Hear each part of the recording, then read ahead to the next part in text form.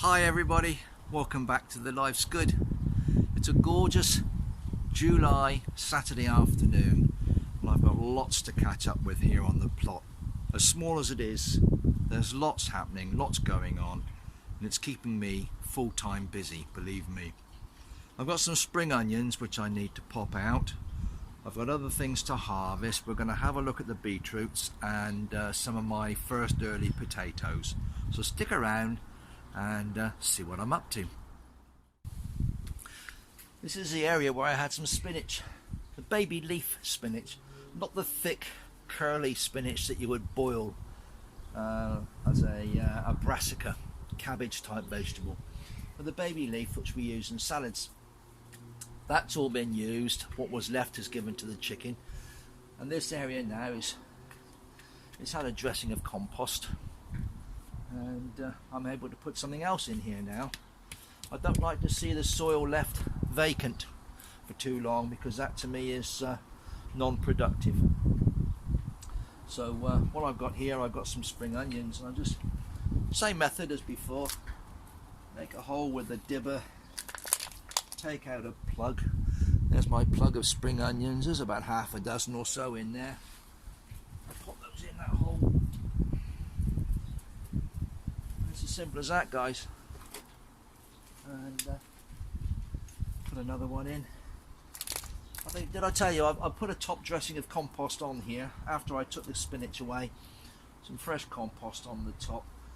I think it was Charles Dowding that says you feed the soil, not the plants. If you get the soil right, the plants will feed from the soil, so that's pretty good.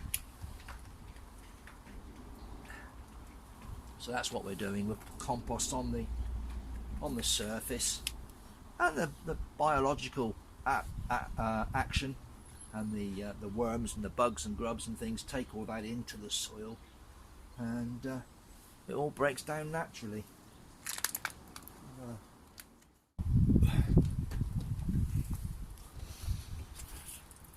I'll give them a quick water in, guys.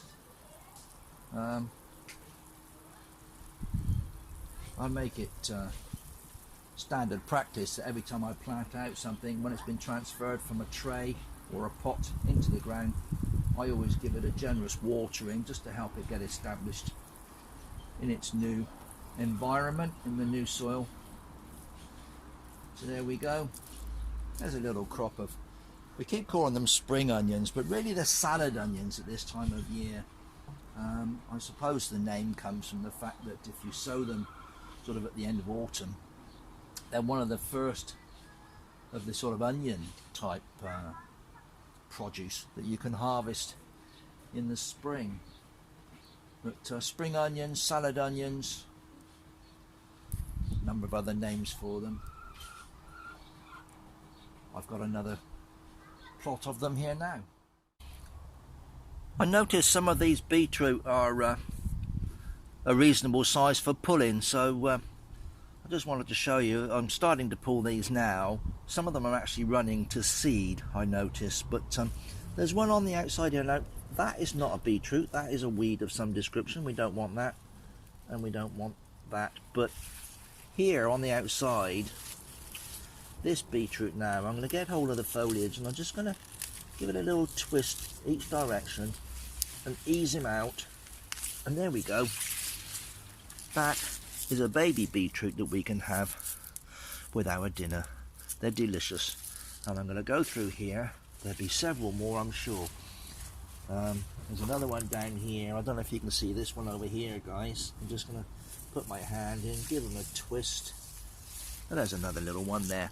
So we've got a few beetroots that we can make up. Cheryl makes a relish. She chops up beetroot and a few other bits and pieces and puts it all together with some vinegar.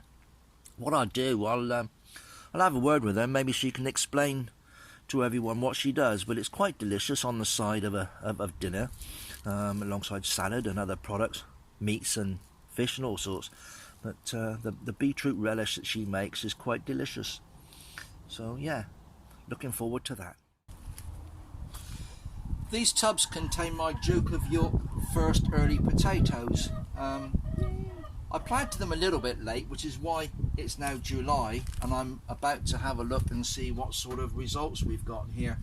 I'm not going to take them all, but these front two tubs are starting to go yellow. Now they have been kept moist, they have been watered, and so on. But I've had a little feel in, and I do find there's a couple of potatoes in here, so I thought by way of experiment we'll tip out one tub, go through it and see what sort of crop we get from here. So these are my Duke of York first Earlies, planted back in April, I think, end of March, beginning of April. I'll have to check some of my previous videos to see when that actually occurred, but we're going to tip it out now. Cheryl's here with me. She's keen to see what we've got in these tubs, guys. So let's have a look and see what comes out.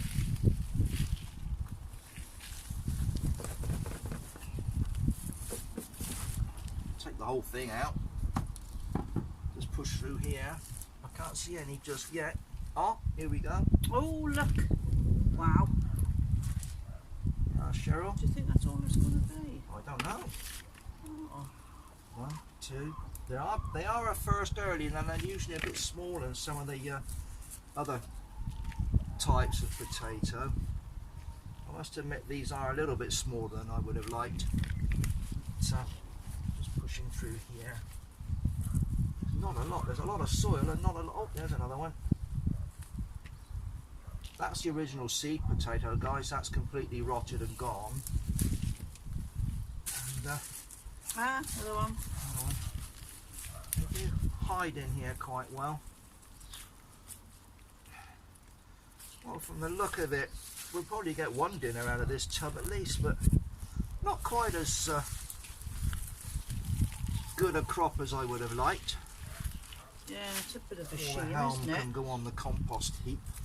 All this will go on the compost heap, guys. And That's going into the garden. this isn't soil will go in the garden. Yep. I think it's time for an ice cream by the sounds of it. What do you reckon, Cheryl? Yeah, you buying? Oh, maybe. There's oh, one, look. There's another one. Yay.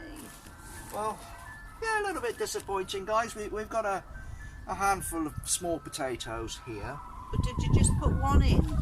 I think I put 2 in here.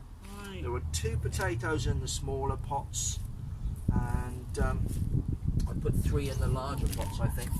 Okay. But yeah, going through there, guys. Potatoes. Well, the life's good. It's all about having a good life. And one of the good things I enjoy is a bottle of my homemade beer. I've had a busy day, and I'm going to stop for a moment, and Cheryl and I are going to share this first bottle from my latest batch of homebrewed ale. So, cheers to all of you. Thank you for your support, and come back and see us soon.